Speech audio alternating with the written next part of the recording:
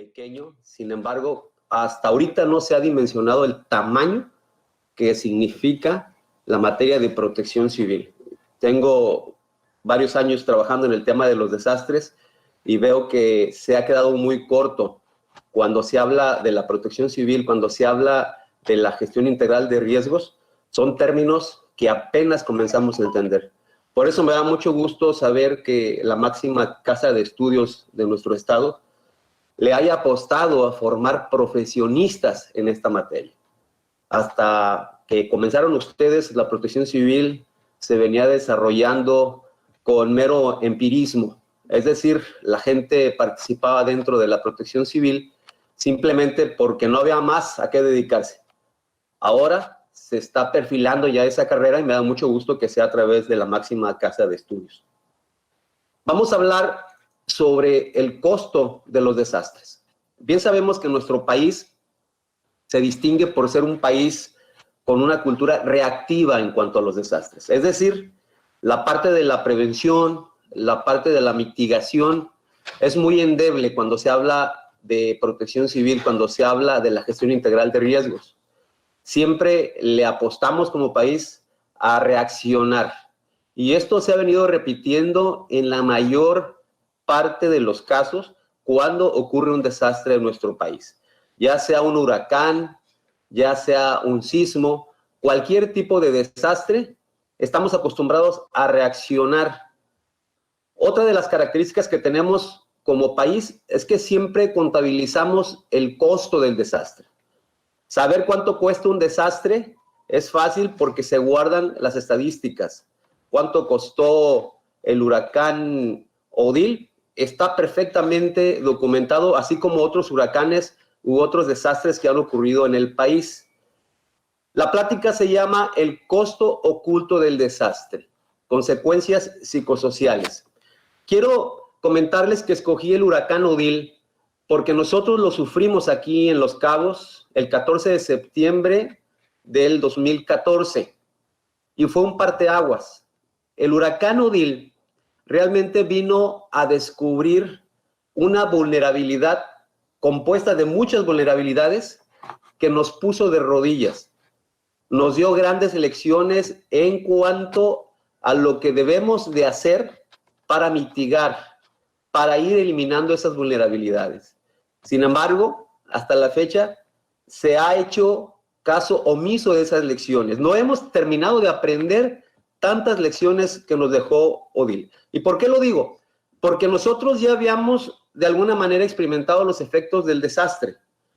Brevemente les comento que en 1993 una tromba dejó 10,000 damnificados en el área de San José del Cabo, sepultó una colonia completa. Y hablo solamente de una tromba, de una tormenta con bastante agua.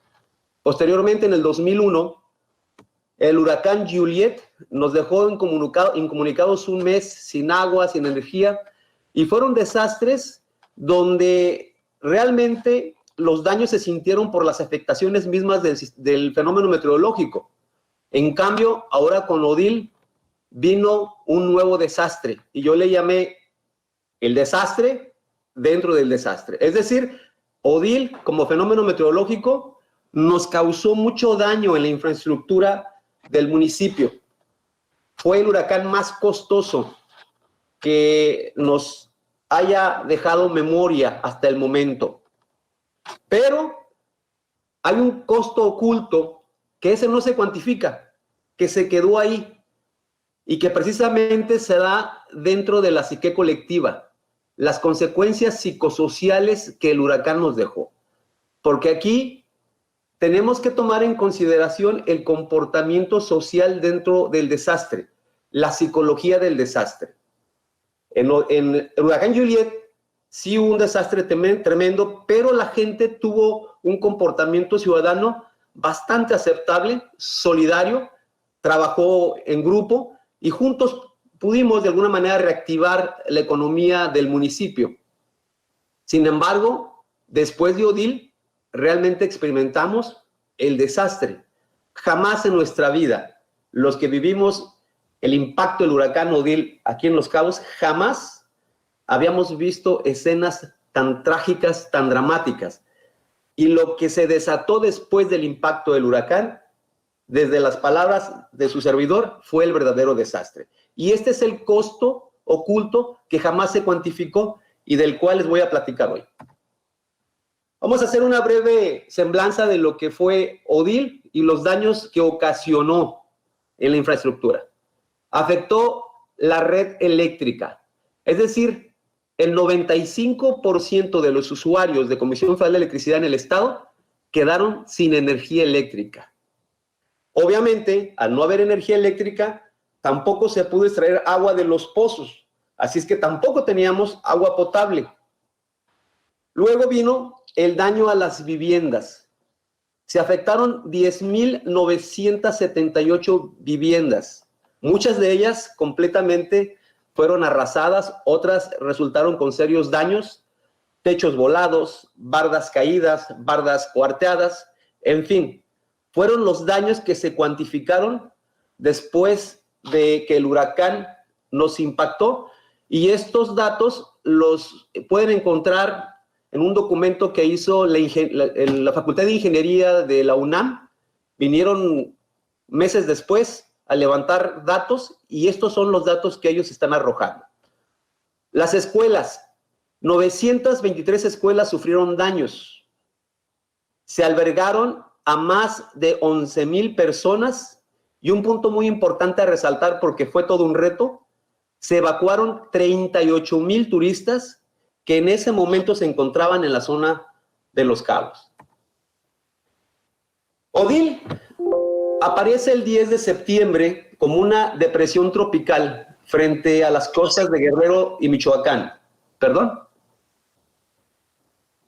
El 13 de septiembre se convierte en un huracán y alcanza vientos de 118 kilómetros por hora.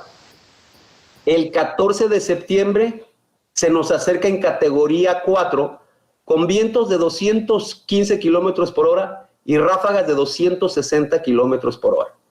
La nubosidad tenía aproximadamente 600 kilómetros de diámetro, un núcleo de 70 kilómetros y su desplazamiento 24 kilómetros por hora.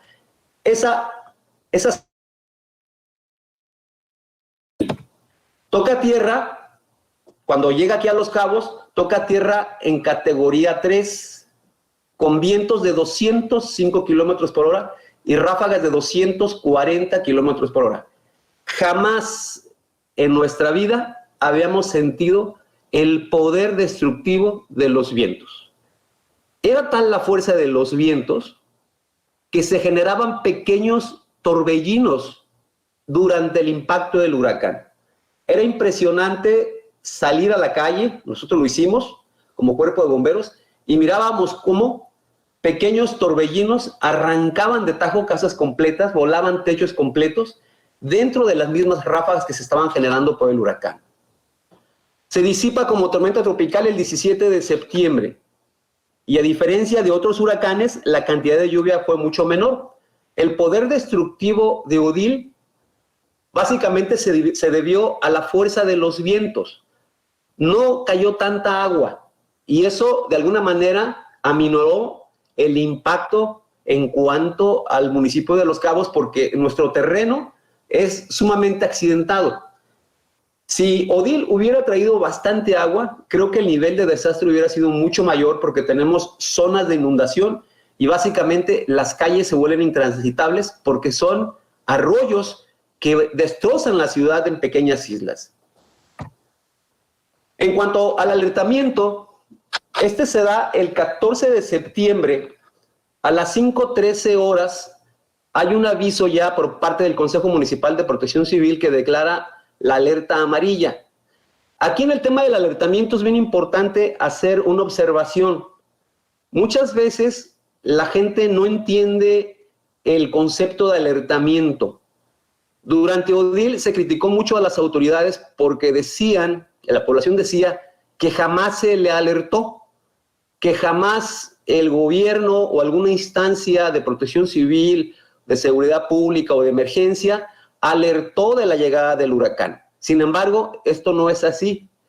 En Tribuna de Los Cabos, un periódico local, ya se venía dando puntual seguimiento al acercamiento del huracán y aparecen esos avisos durante los días 9, 10, 11, 12, 13 y 14 de septiembre.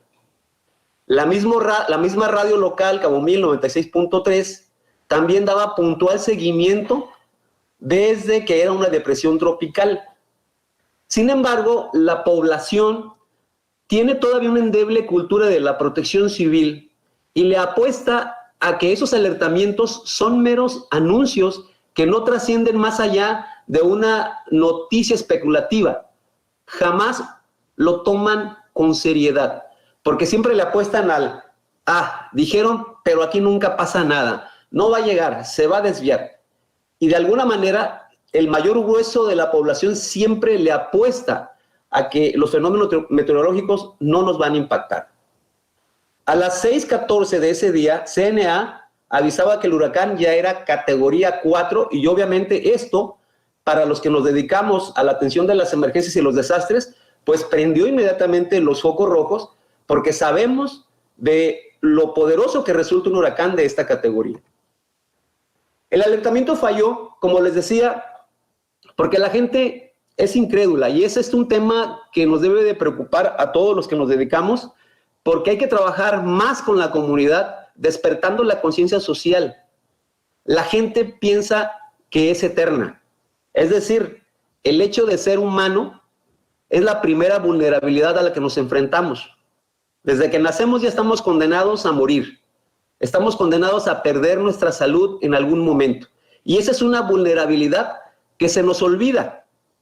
Los que vivimos en Los Cabos debemos entender que esta zona está amenazada por los huracanes y es una amenaza que vamos a sufrir durante la temporada de huracanes que comienza el 15 de mayo y termina el 30 de noviembre y a veces se extiende. Hay una cultura muy pobre de la protección civil, de la autoprotección en los ciudadanos. Otro de los puntos que pudimos de alguna manera darnos cuenta fue que muchas veces los alertamientos son muy técnicos y la gente no los entiende, por eso no les presta mayor atención. Cuando se da un boletín meteorológico, se habla de coordenadas, se hablan de presiones, en fin, una cierta cantidad de datos que, si bien son entendibles para la gente que desarrolla el tema, que conoce el tema, no así para la población. En ese sentido, también aprendimos que los alertamientos para la población deben de bajarse a un lenguaje que la gente entienda. Si va a llover, no va a llover mucho, va a llover poquito. Hay una ausencia de sentimiento de pertenencia a la comunidad. Es decir, mucha gente que llega aquí a Los Cabos, llega de otras ciudades y no tiene un sentimiento de pertenencia. Y esto también afectó en ese sentido el alertamiento. El impacto del huracán Odile se da el 14 de septiembre, como ya lo he dicho, con velocidades de 205 kilómetros por hora y rachas de 240. Más datos. Se destruyeron 534 torres de transmisión, 108 circuitos eléctricos, 7,971 postes y 1,353 transformadores. Ojo, estoy dando datos del costo de la infraestructura que causó el huracán Odile. Se dañaron fachadas completas de muchos hoteles, condominios, aeropuertos y otros inmuebles. Se colapsaron bardas, techumbres voladas y casas endebles destruidas. El verdadero desastre se debió... Permítanme un segundo. ¿Sí pueden guardar silencio?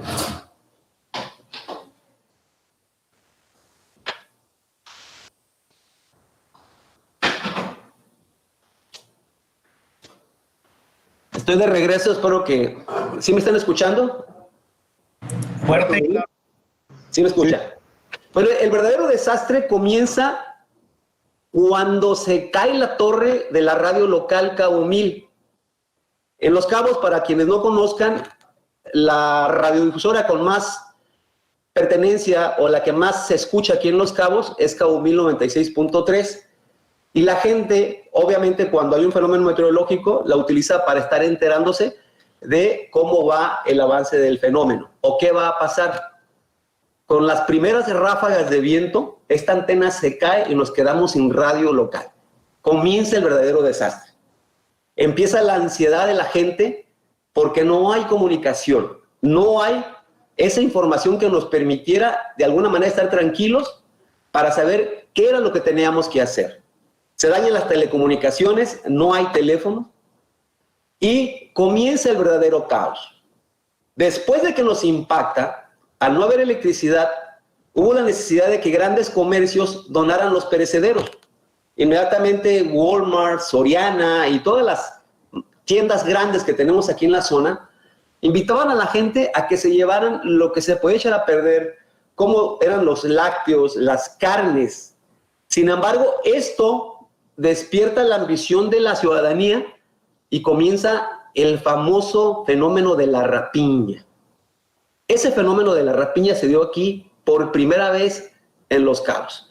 Entonces la gente ya no entraba a los supermercados a llevarse solamente la leche, la carne, la fruta, sino que ya viéndose libres dentro del mercado, empezaron a llevarse ropa, televisiones, llantas, lo que tuvieran a la mano.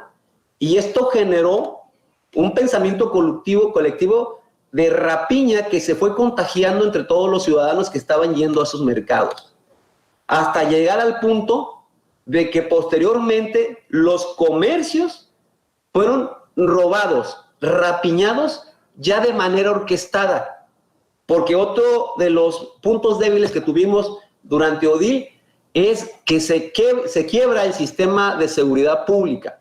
Había policías, pero ya habían sido rebasados, había fuerzas armadas, pero también fueron rebasadas. Y empieza ese daño psicológico, ese daño psicosocial que no se contabilizó, pero que quedó ahí pendiente. Se empiezan a generar imágenes como la que están viendo ustedes, donde la gente se disputa a golpes todo lo que se estaban rapiñando. Imágenes como estas se dieron en todos los centros comerciales. Gente disputándose televisiones, gente disputándose ropa. La gente en realidad estaba contagiada, estaba de alguna manera paniqueada, y esa manera esa forma de pánico se transformó en una histeria colectiva y no había quien pudiera detener este tipo de situaciones. Esto dio pie, ante la ausencia del control de la seguridad pública, a que se organizaran todos los saqueos, y casi el 90% de los comercios en Los Cabos fueron robados por mucha gente que salió a unirse a esta manera de comportamiento que jamás se había visto aquí en Los Cabos. Hay una teoría que es la teoría de la ventana rota y que seguramente algunos de ustedes ya han escuchado. Yo aquí, en esta plática, le he llamado la teoría de la vergüenza rota. Es un tema un tanto psicosocial, sociológico, porque era increíble ver, y me tocó a mí porque después del impacto del huracán salimos a mover como bomberos, a tratar de abrir las vías de comunicación, la carretera, las calles, levantando postes, levantando letreros, quitando árboles de la calle para que hubiera circulación. Y era increíble ver cómo personas con camionetas del año, de reciente modelo, y les hablo como la camioneta que se ve ahí, personas que yo conozco y personas que son conocidas de manera local, que no tienen necesidad económica, no tenían necesidad económica y estaban rapiñando aparatos eléctricos, televisiones, computadoras. Se había quebrado la vergüenza de Los Cabos. Era increíble ver a este tipo de personas que no tenían necesidad, se habían contagiado y ya eran parte de ese tumulto de gente que se estaba robando todo lo del comercio, porque no había quien los detuviera. El desastre se convirtió en fiesta. Vean ustedes las caras de esas imágenes, y fotografías como estas aparecen en internet, y hay muchas fotografías que de alguna manera dan pie a pensar que este tipo de fenómenos pueden de alguna manera desequilibrar el comportamiento social a tal grado de que la gente se contagia y hacen lo que jamás hubieran hecho en una situación normal. La gente estaba realmente gozando el evento. Había caras de satisfacción. La misma gente llevaba a la familia a saquear las tiendas. Ven en la fotografía del lado derecho, ven ustedes un jovencito sacando cervezas. A ese jovencito el papá le dio las cervezas. Era una fiesta familiar, el desastre. Y este es el pensamiento colectivo que se llevaron todos los que vivimos esa situación. Al no haber un control de seguridad, se permitía precisamente que la gente se llevara las cosas. Cuando hablo yo de un costo no contabilizado, me refiero precisamente a esto. Cuando termina el desastre, es decir, cuando llegan las fuerzas federales y comienzan a poner orden en el municipio de Los Cabos, jamás hubo un perseguimiento, jamás hubo una apertura de procesos penales en contra de la gente que se detectó, porque había videos, había fotografías, pero nunca se hizo nada para dejar en claro que este tipo de actividades es un delito. Entonces, ese mensaje colectivo se quedó en la cabeza de las personas, ahí se quedó. El mensaje es, después del desastre, es válido entrar a rapiñar. Porque platicando con muchas personas de la comunidad, ellos se excusaban diciendo, bueno, es que finalmente le robamos a los ricos. Es que ellos tienen, no pasa nada si tomamos lo que les pertenece. Ese es un daño psicosocial que jamás se puso atención. Bien sabemos que hay un trauma psicológico y que muchas veces requiere ser atendido para que no exista la posibilidad de que se convierta en algún problema mental.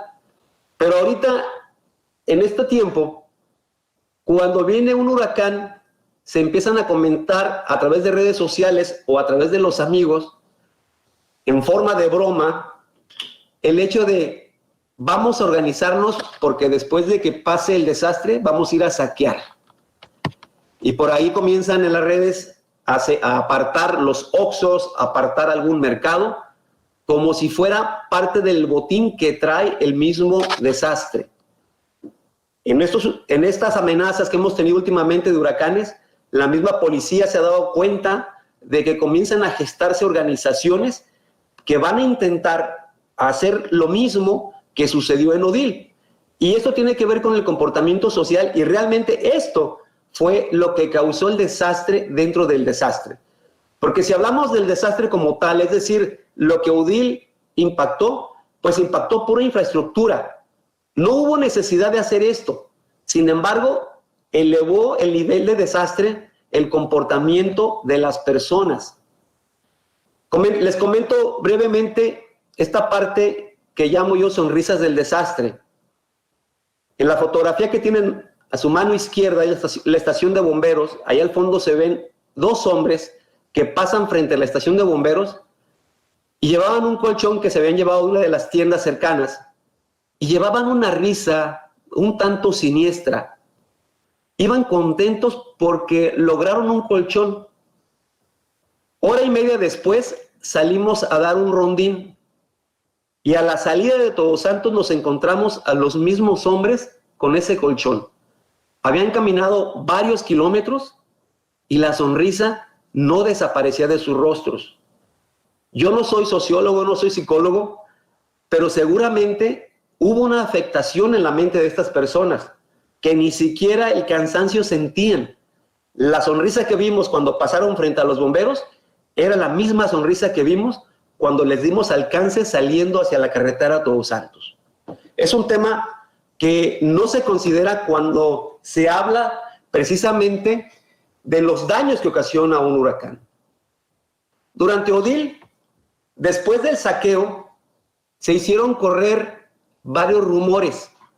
Estos rumores, de alguna manera, fueron promovidos por alguien, y los rumores llegaron a toda la comunidad utilizando el boca en boca, porque no teníamos teléfono, difícilmente teníamos redes sociales, pero esto ocasiona que la gente se regrese a sus casas, se atrinchere y se comiencen a armar.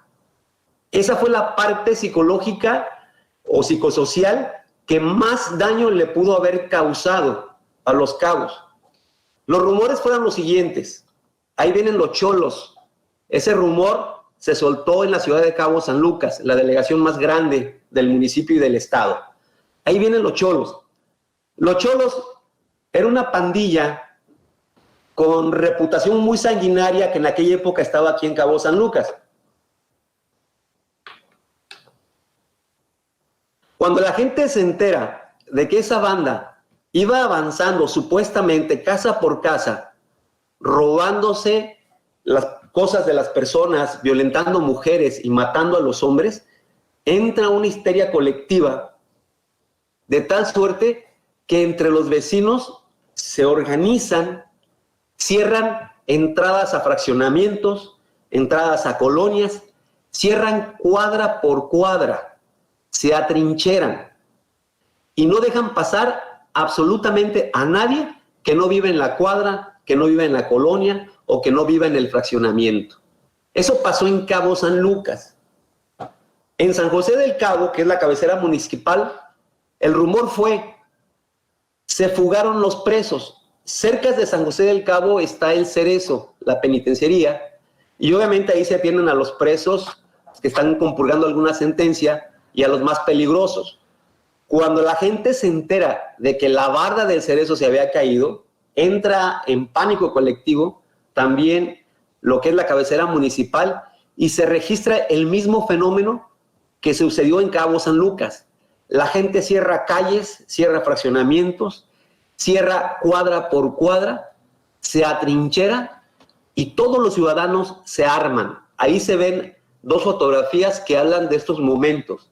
Los ciudadanos dentro del desastre son capaces de organizarse, pero lo peligroso es que se arman en el afán de proteger a su gente.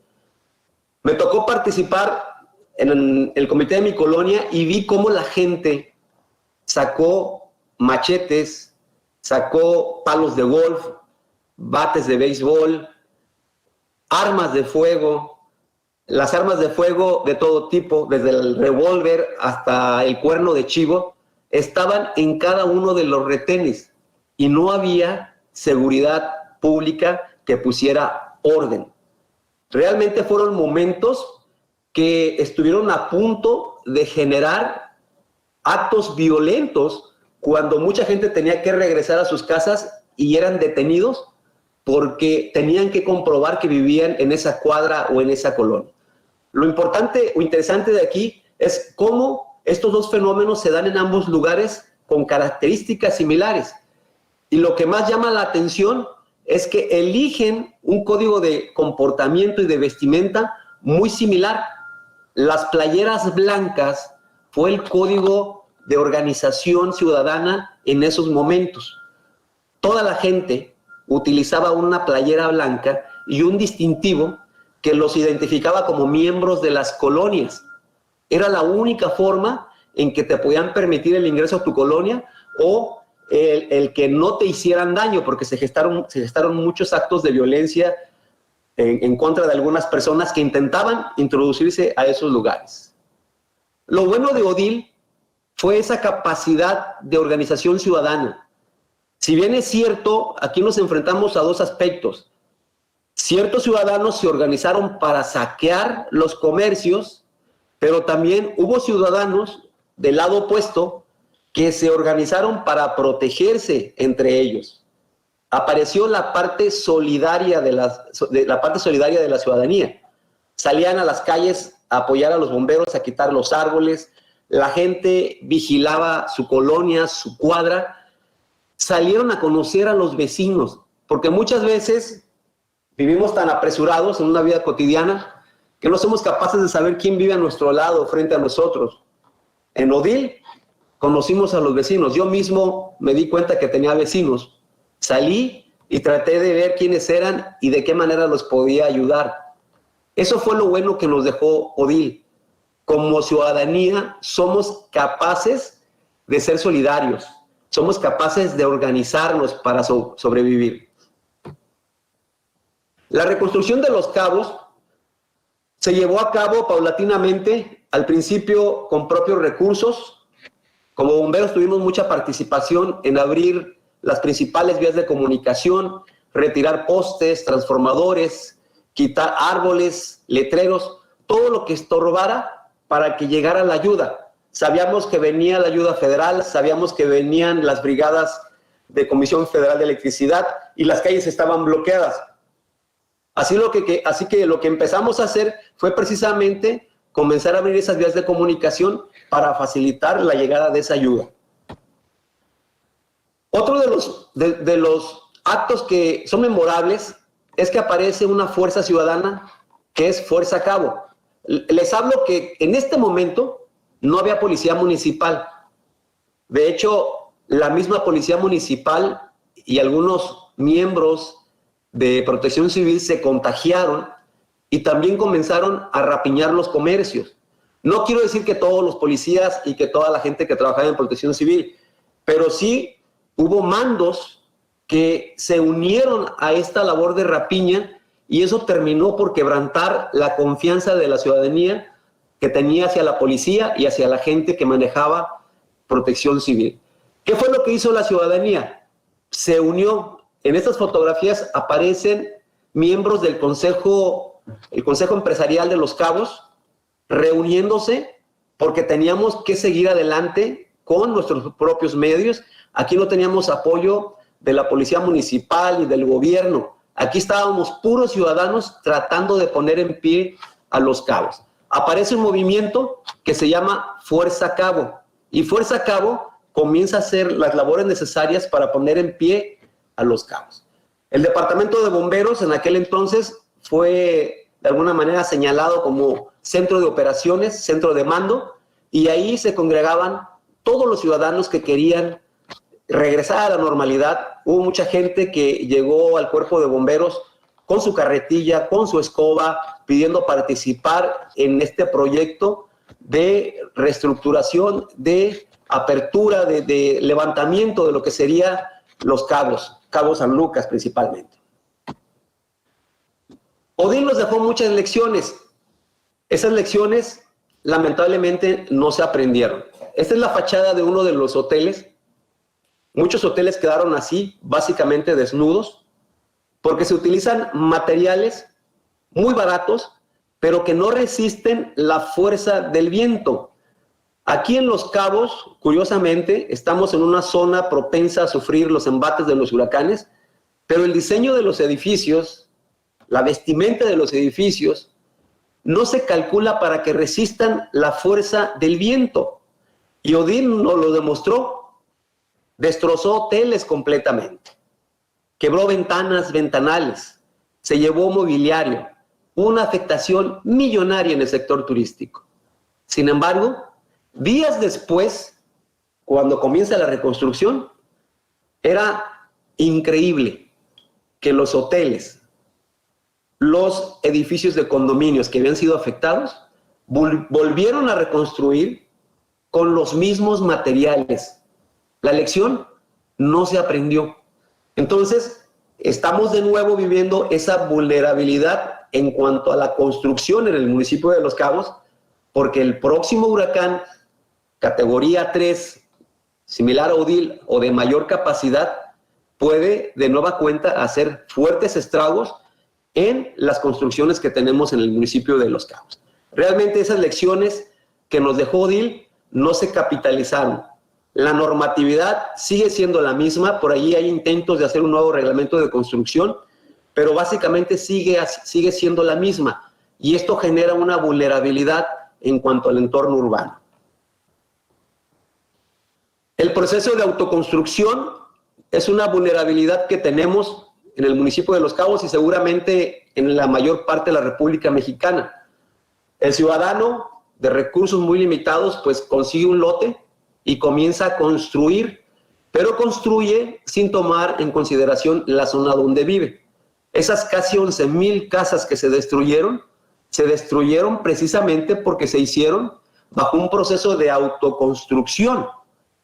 Obviamente esto genera una vulnerabilidad terrible, porque aquí los afectados son precisamente los ciudadanos que tienen menos recursos, y esto agrava el nivel del desastre. Aquí hace falta, pues obviamente, que se generen manuales de prácticas constructivas, de que las personas que no tienen la capacidad para contratar un arquitecto o un ingeniero para utilizar materiales de buena calidad, por lo menos tengan la asesoría por parte de los colegios, por parte de la autoridad, de cómo construir de una manera más segura, tomando en consideración la fuerza de viento de los huracanes.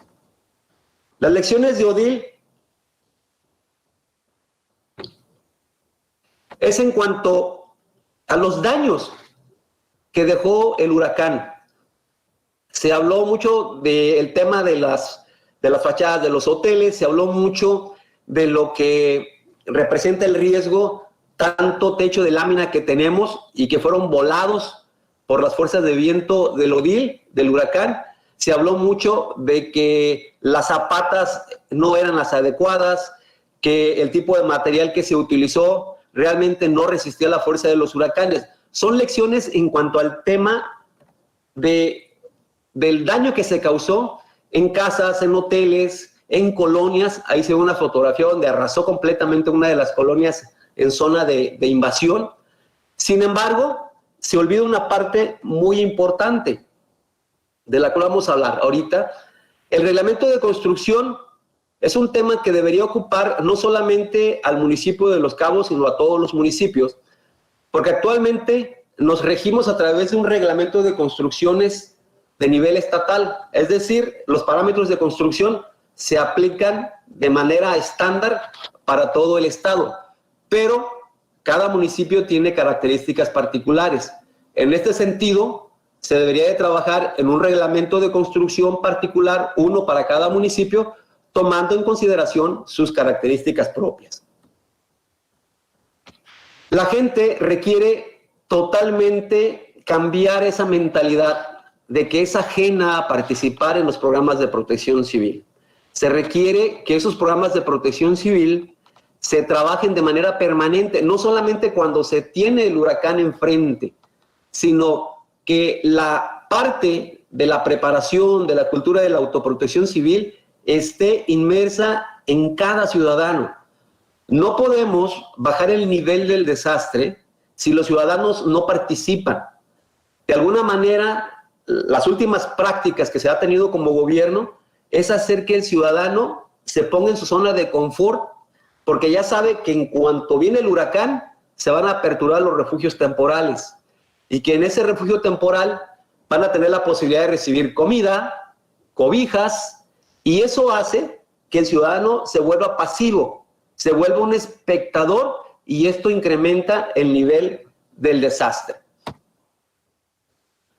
Siempre he hablado de la posibilidad de que un huracán mayor a Odil impacte el municipio de Los Cabos. Alguna gente me ha considerado un tanto dramático, amarillista, pero simplemente mi punto de vista, como hay muchos puntos de vista, se basan en los datos y en la historia de los huracanes en Baja California Sur, los huracanes del Pacífico principalmente, y en octubre del 2015, es decir, un año después de que nos impactó Odil, se acerca un huracán categoría 5 que se llamó Patricia.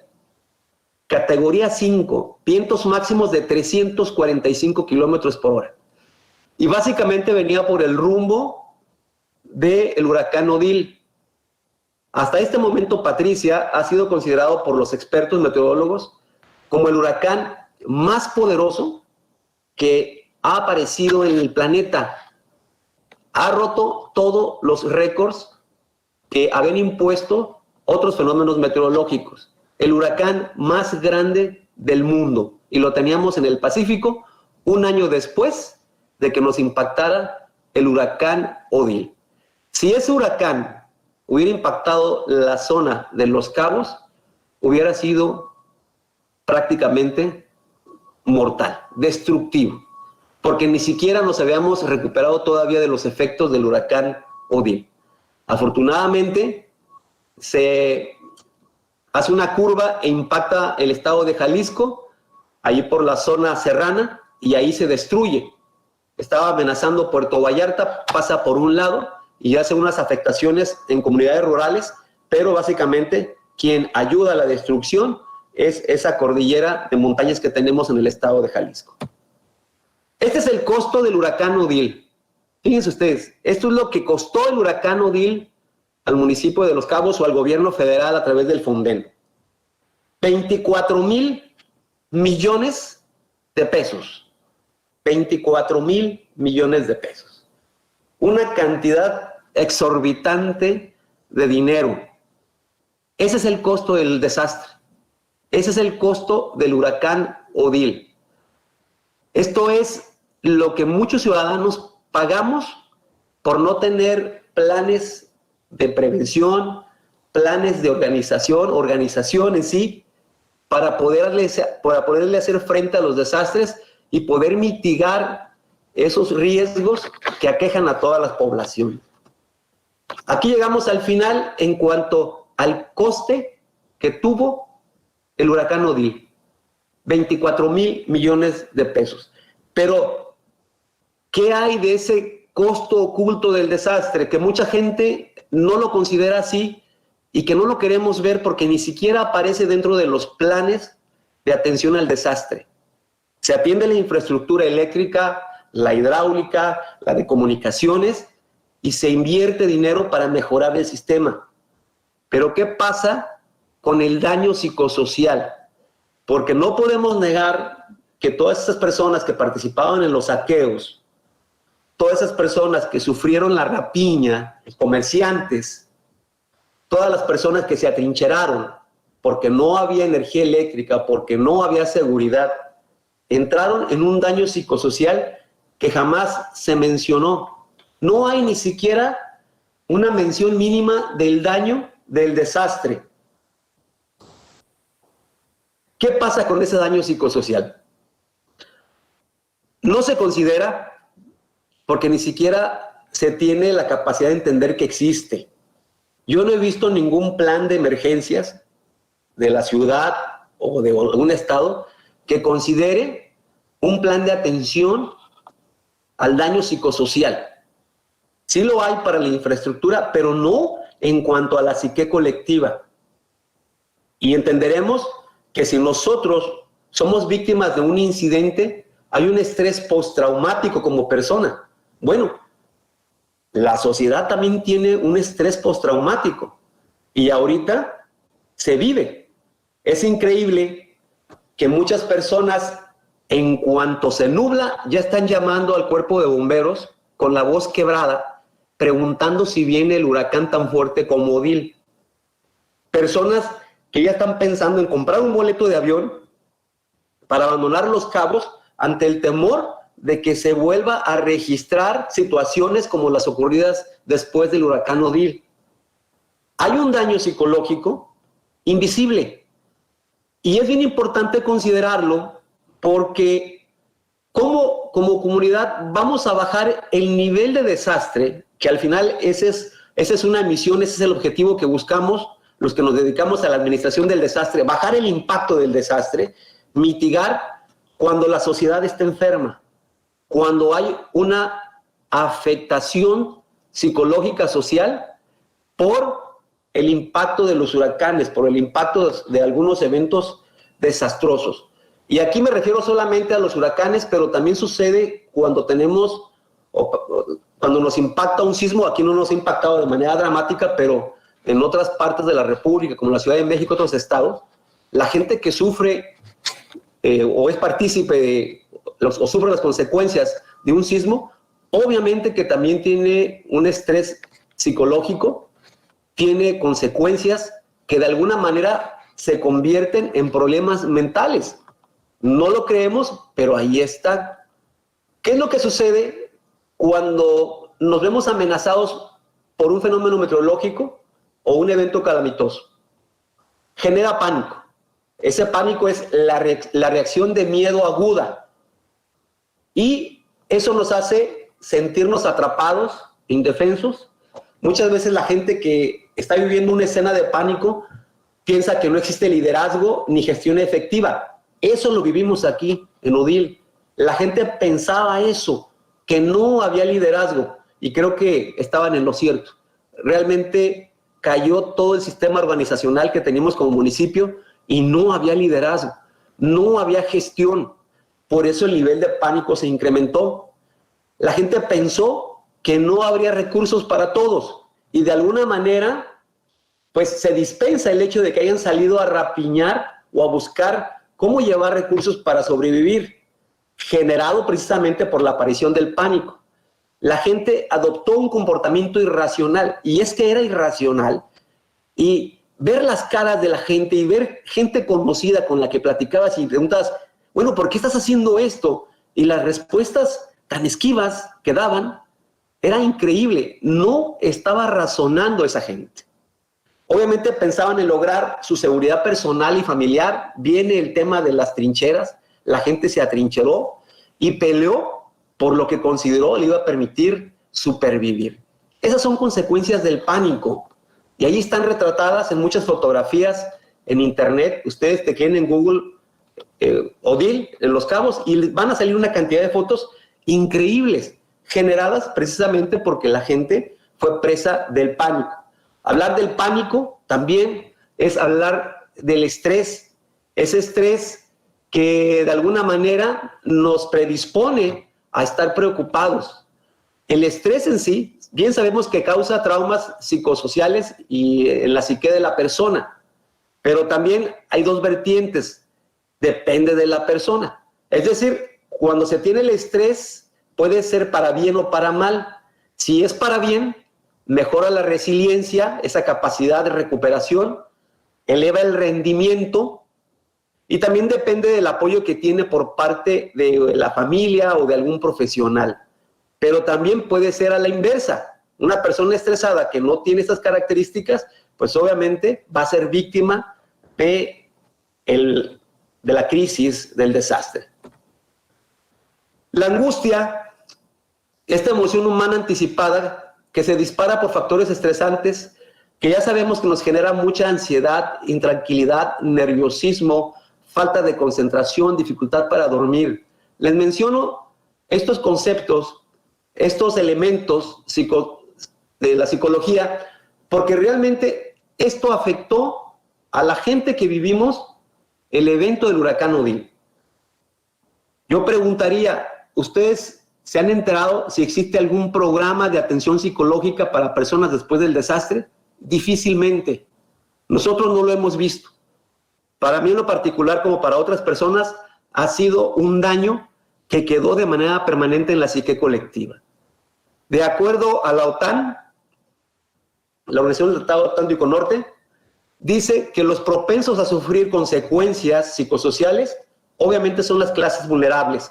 Aquí hablamos de mujeres, de niños, adolescentes, personas adultas, personas enfermas, personas en pobreza, personal de servicios hospitalarios, personal de seguridad pública y personal de rescate y auxilio.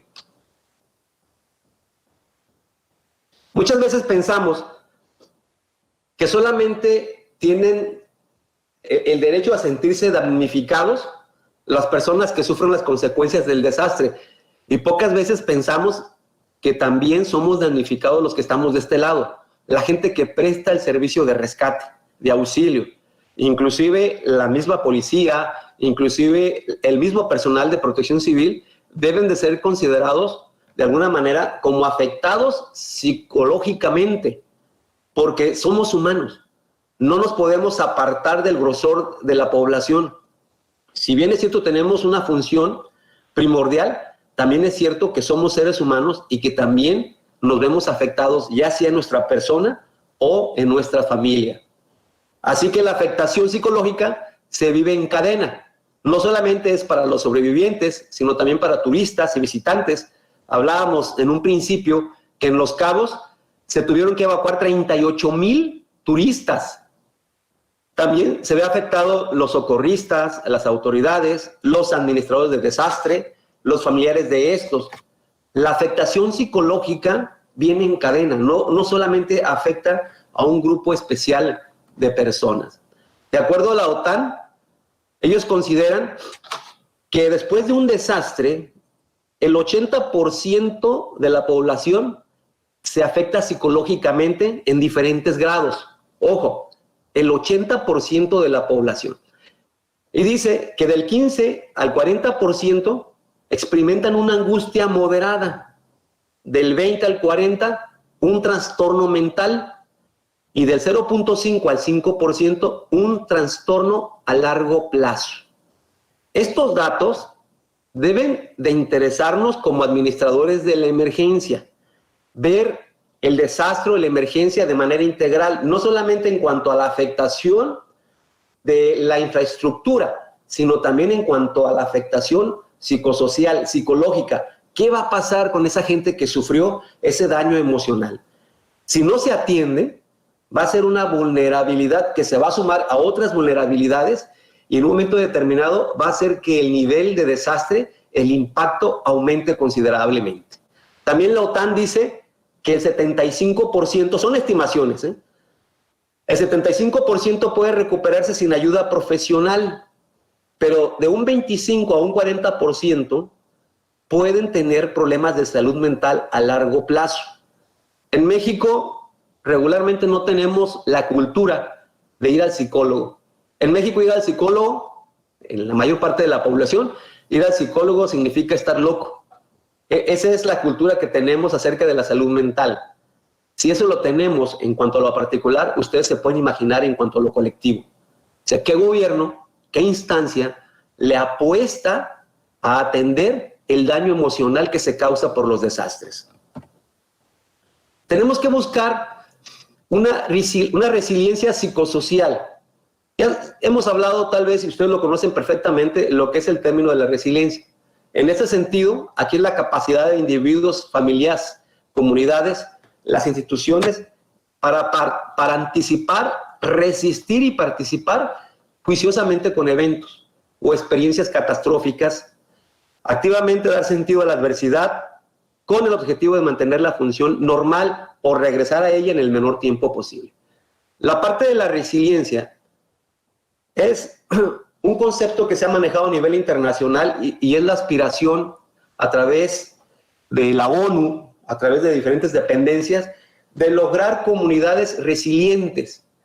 Sin embargo, en México no hemos alcanzado todavía a tener comunidades resilientes. No sé, falta más impulso, falta más conciencia social, falta entender completamente el término gestión integral de emergencias y apostarle a generar individuos, primero individuos resilientes. Debemos de trabajar en esa conciencia ciudadana y volverlos resilientes, porque solo así se va a lograr una sociedad resiliente.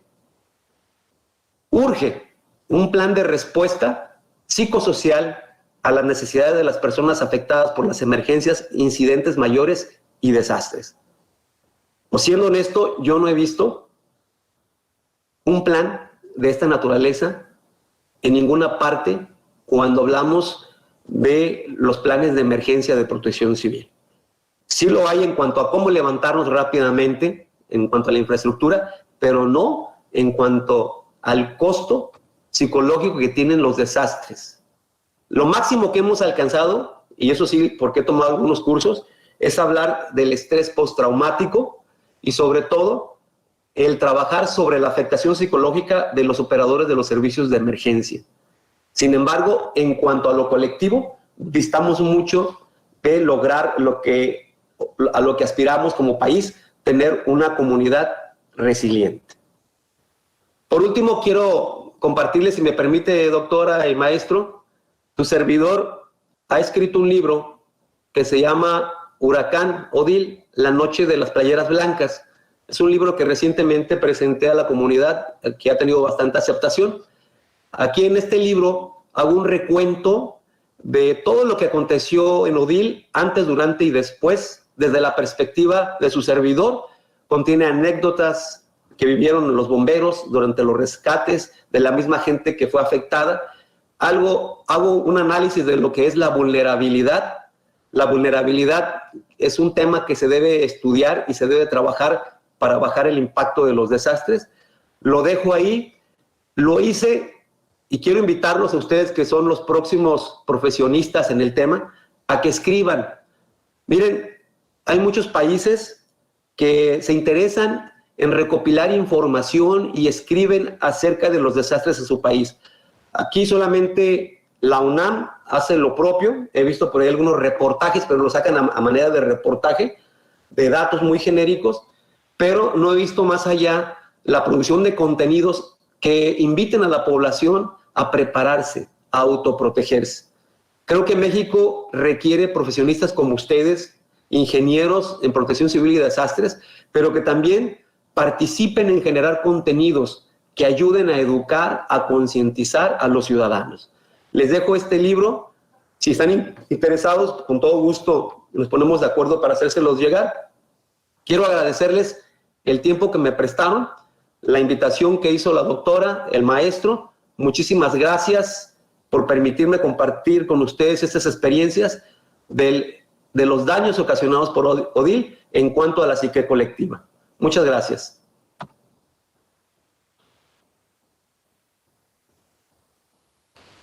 Maestro. Sí, gracias. Una presentación muy interesante. Doctora, si usted está de acuerdo, procedemos a las preguntas. Sí, claro que sí, hay bastantes.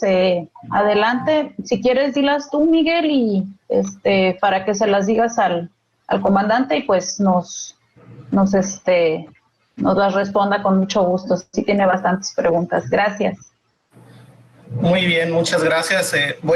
Las preguntas las recolecté del chat en orden cronológico. Empezamos con el maestro Jesús David Ortega Castro. Aparte de la falta de comunicación que se dio en las primeras horas, ¿a qué se debió la falta de gobernanza del municipio de Los Cabos durante el huracán Odil? Yo quiero resumirlo en la falta de entendimiento que tenemos de lo que es la gestión integral de riesgos. Yo considero que ustedes como estudiosos ya han entrado al estudio de lo que es la gestión integral de riesgos, está en la Ley General de Protección Civil.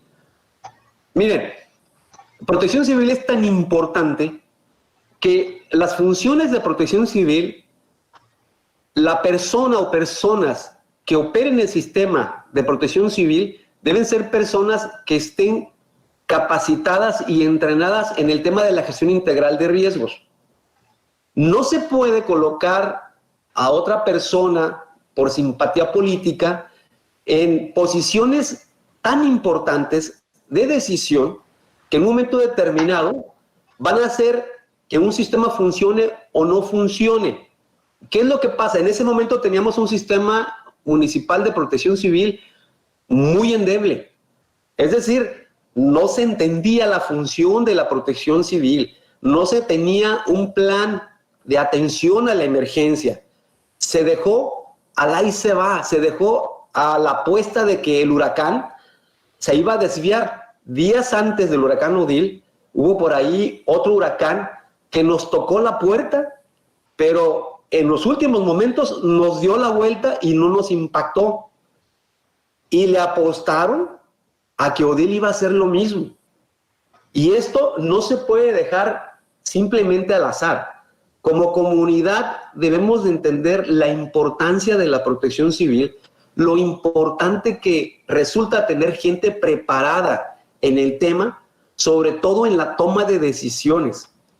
En el 2017 nos impacta la tormenta Lidia, y no fue huracán, fue tormenta, y cayeron 2 torres de condominios, de departamentos, uno en San José del Cabo y otro en Cabo San Lucas, porque los construyeron en el lecho del arroyo, pisando el lecho del arroyo. Entonces, cuando hablamos de la gestión integral de riesgos, debemos de entender que no solamente quien ocupa la protección civil o quien tiene las funciones de protección civil debe conocer a la perfección lo que es la gestión integral de riesgos, sino también quienes participan en la toma de decisiones políticas. Esta construcción de ambos condominios, de ambas torres, no la decidió gente de Protección Civil, la decidieron los regidores, sin tomar en consideración el atlas de riesgo. Un simple dedo fue suficiente para autorizar la construcción de esas torres de condominios. Y ahorita tenemos un serio problema legal y de daño patrimonial a decenas de familias que perdieron su patrimonio. Entonces, ¿qué es lo que falla? Falla que no tenemos todavía la capacidad, no tenemos la gente profesional para que realmente desempeñe de manera correcta esa función de protección civil. Yo por eso les decía a ustedes, yo aplaudo a la Universidad Autónoma de Baja California Sur porque están sacando adelante esta materia tan importante. Hace falta llevar la profesionalización de la protección civil y ustedes lo están logrando. ¿A qué aspiramos? A que el día de mañana quienes ocupen esas sillas de protección civil tan importantes, tan fuertes en cuanto a toma de decisiones, sea gente que esté bien educada y bien concientizada acerca de lo importante de la gestión integral de riesgos. Simplemente no la teníamos en ese momento, había desorganización y como resultado pues vino que la autoridad no supiera qué hacer, se quedó callada. Y esa falta de comunicación entre gobierno y ciudadanía pues desató que la gente se volviera loca con esa angustia, con ese pánico, con ese estrés y resultara el comportamiento que generó un desastre dentro del desastre.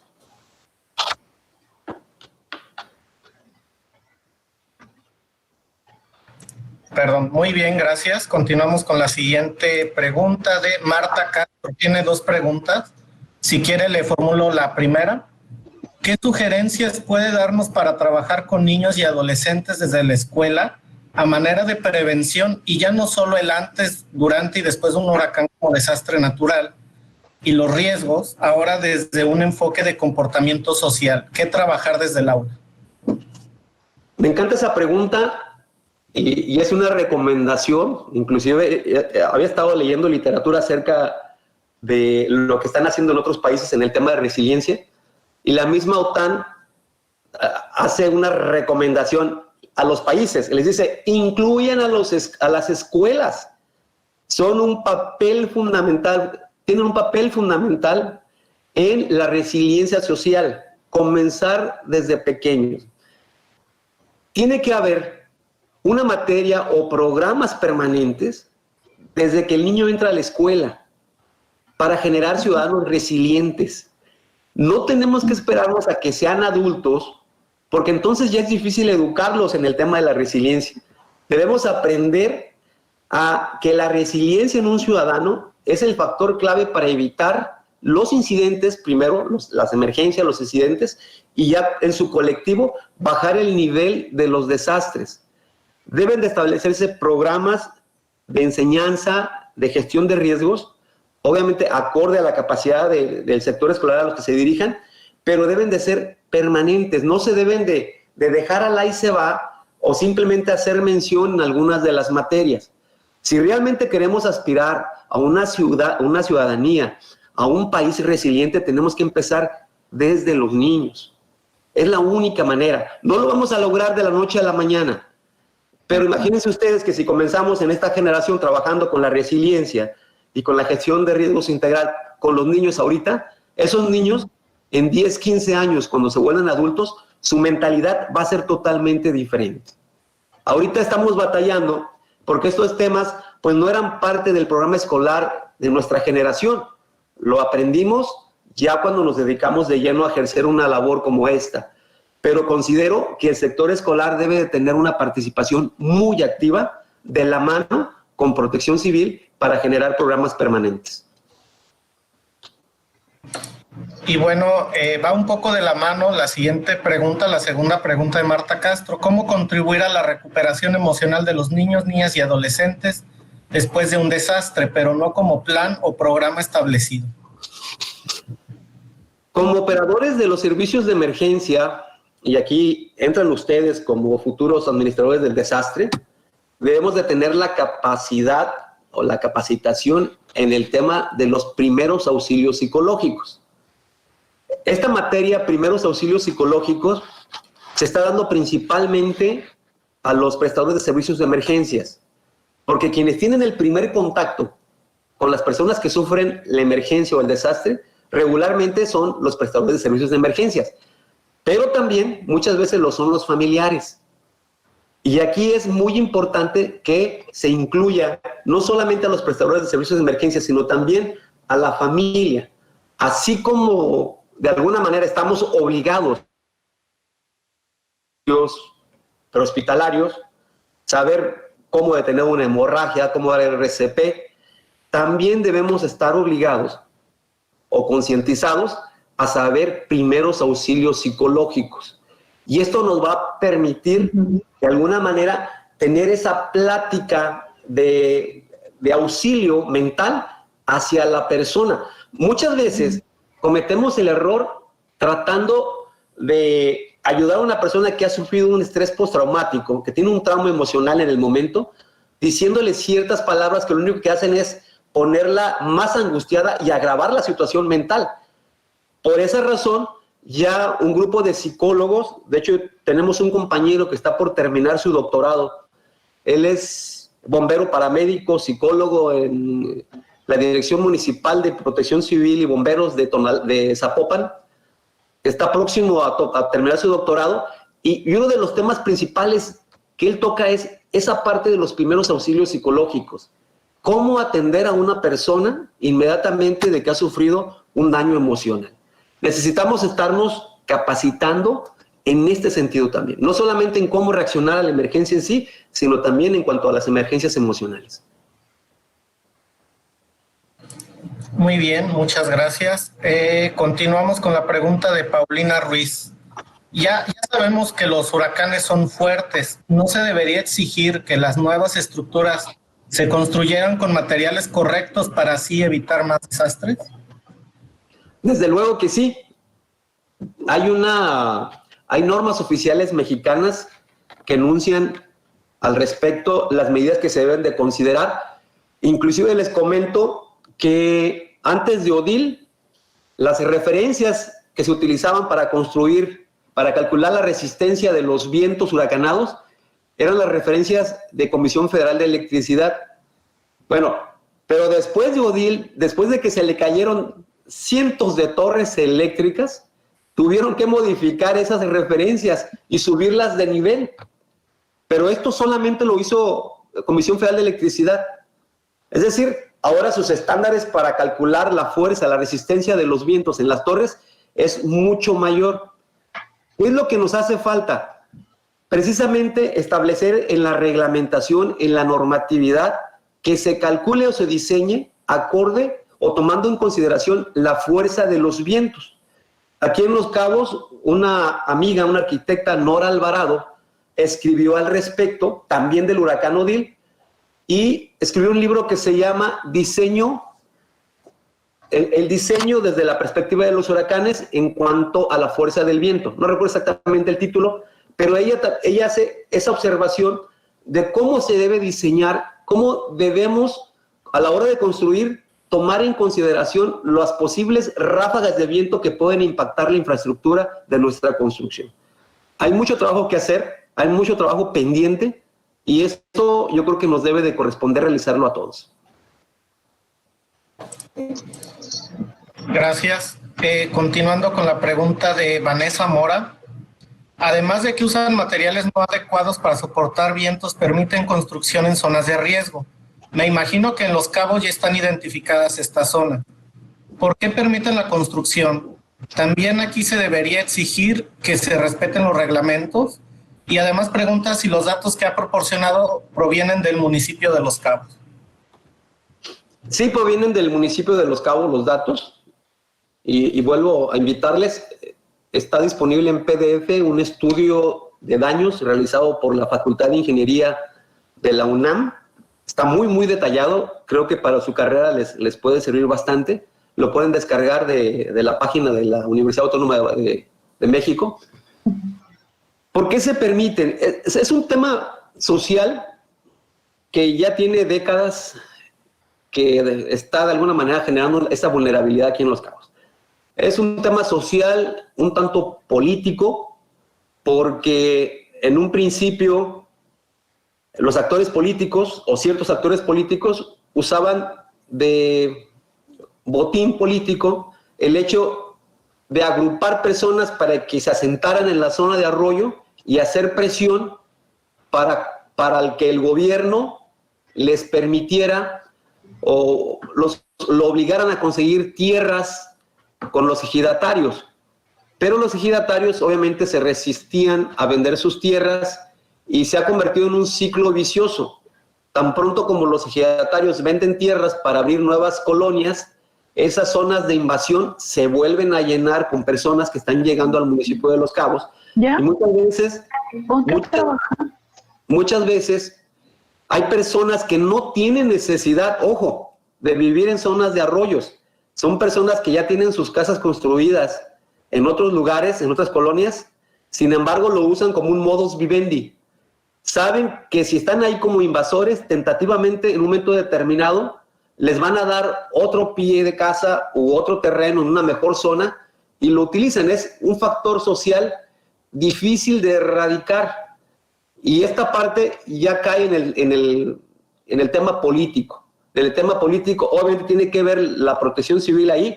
Si realmente se aplicara la protección civil, y ustedes leen por ahí la Ley General de Protección Civil, no recuerdo exactamente en qué artículo, porque es a partir del artículo 80, en la Ley General de Protección Civil, dice que quien permita la construcción en zonas de arroyo comete un delito.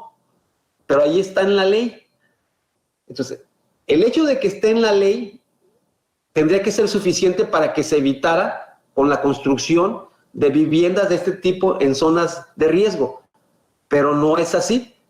Es un entramado político que yo veo difícil que se solucione porque son muchos los actores que participan en ello y obviamente en lo que se soluciona, pues tenemos esa vulnerabilidad.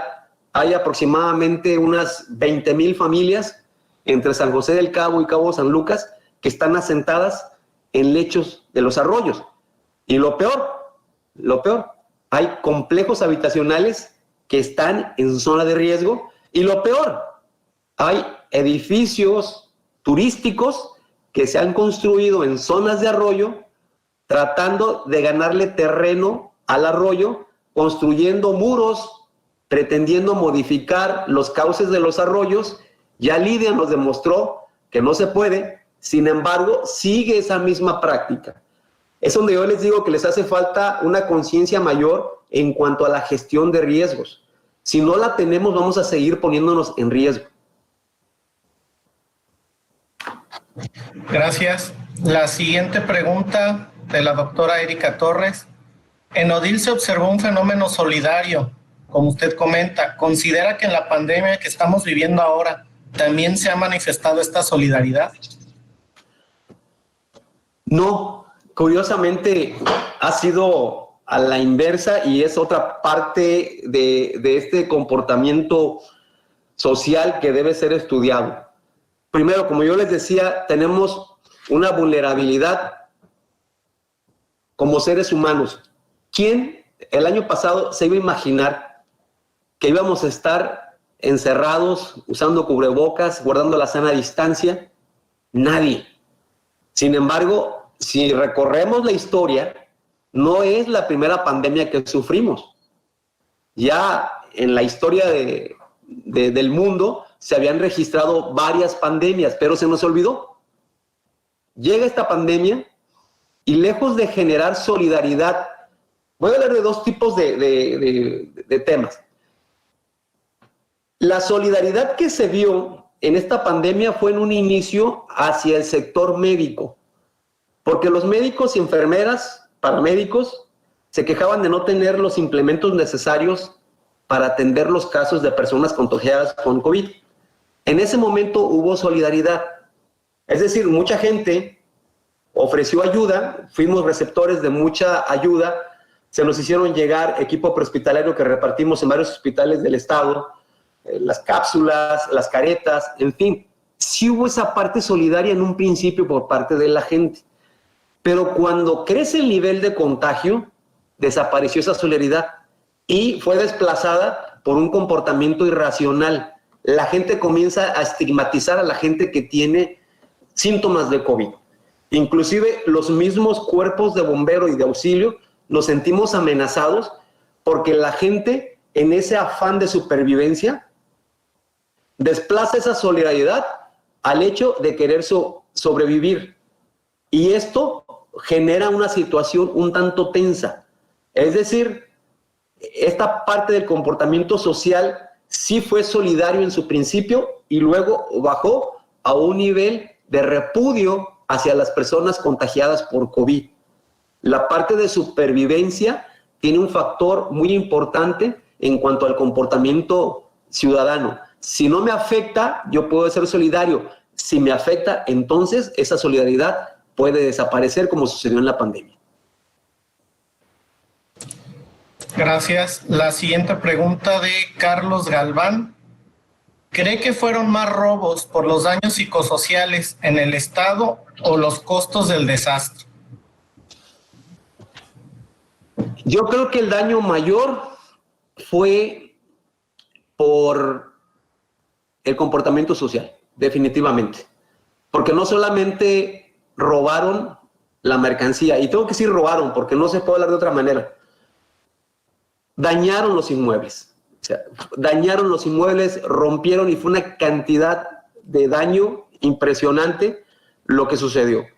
Yo creo que el huracán Odil sí dañó la infraestructura, pero si la gente se hubiera comportado, el costo económico hubiera sido mucho menor. No había necesidad de la rapiña.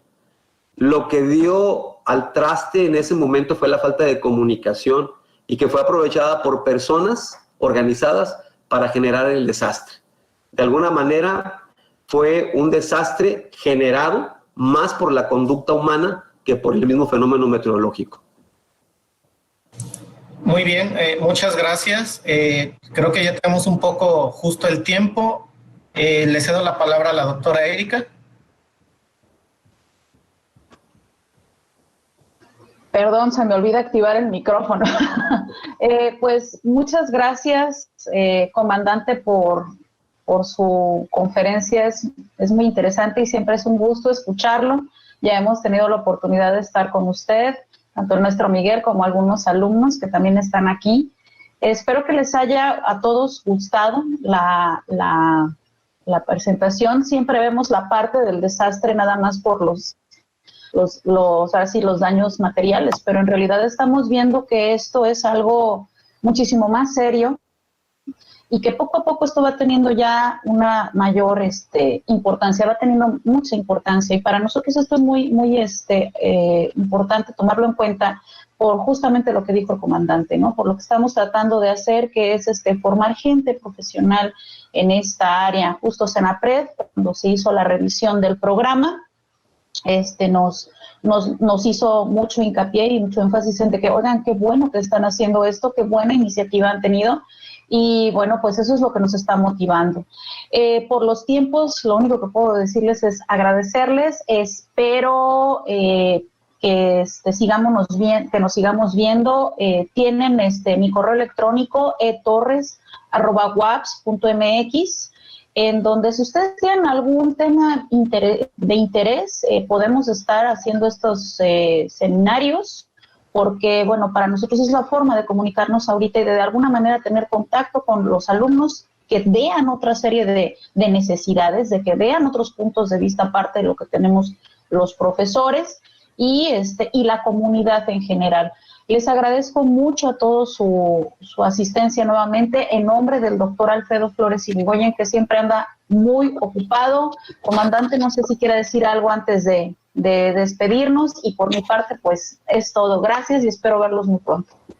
Yo agradecerles mucho a todos, y por ahí una vez en un curso que compartieron acá con nosotros en el municipio de Los Cabos de Cabo San Lucas, uno que dimos por parte de la OFDA, por ahí escuché un comentario de uno de los compañeros que asistieron que decía que alguien les dijo que ustedes eran los que iban a repartir las cobijas, que estaban formando repartidores de cobijas profesionales durante el desastre, y lo vi un poco acongojado. La verdad, fue un comentario, con el debido respeto, un comentario estúpido de alguien que desconoce la importancia de la protección civil. Vuelvo a insistir, urge gente profesionista en esta área. Ya basta de que este tipo de puestos tan importantes para la seguridad de la vida humana sean ocupadas por personas meramente empíricas. Esto no se puede seguir permitiendo, porque el nivel de riesgo en la sociedad se incrementa impresionantemente. Yo les aplaudo a todos ustedes, a todos los estudiantes de la carrera, los invito a que sigan adelante. La verdad, están haciendo historia en Baja California Sur. Un dato más, Baja California Sur es el estado que más veces ha sido impactado por tormentas y huracanes. Entonces, si ustedes no consideran esto importante, pues entonces vamos a seguir en el tema de esa vulnerabilidad. Para mí es un honor haber platicado con ustedes. Espero que en algo les haya servido la información que les compartí. Estamos a su disposición. Actualmente manejamos el Comité Nacional de Gestión por Competencias a través de Conocer. Necesitamos expertos para generar estándares. Es una de las faltas que tenemos para generar más estándares, y qué mejor contar con gente profesionista como ustedes, que estén inmersos en el tema de la protección civil, para seguir generando ese tipo de estándares que requiere el país. Muchísimas gracias, doctora, maestro Miguel. Ha sido un honor para mí compartir con ustedes estas experiencias. Gracias a todos los estudiantes, compañeros, por su tiempo. Pues gracias a ustedes, también a usted, maestra, a nuestros compañeros del Cuerpo de Bomberos, maestro Apolonio de la UAGRO, maestro David de Ángeles Verdes y profesor de nuestra institución, maestra Marta Castro de la secundaria 17. Muchísimas gracias a todos por haber participado, a mis alumnos que quiero tanto y que me sacan mis dolores de cabeza, pero bueno, son los próximos preventores de desastres y son un desastre que están practicando resolverlo. Muchas gracias a todos, muchísimo gusto, y cuando quieran, ya saben, aquí estamos. Hay otras preguntas que quedaron, se las vamos a pasar, comandante, para que con mucho gusto se las podamos hacer llegar a los chicos en su momento. Rápidamente aprovecho un mensaje para los alumnos principalmente. Hay un webinario ahorita a las 12 que se llama Los jóvenes universitarios a la inserción laboral, el viejo paradigma de la bolsa de trabajo. Chicos, este es para ustedes, lo vamos a compartir en Facebook para también quien lo quiera estar viendo. Eso es por parte de la Dirección de Investigación y Docencia. Gracias, y pues tomaremos en cuenta todas sus aportaciones respecto a las preguntas sobre qué tipo de webinarios quisieran escuchar. Todos son bienvenidos. Gracias, y bueno, por el momento nos despedimos. Que estén muy bien, les mandamos un abrazo. Adiós. Gracias. Gracias a ustedes. Muchas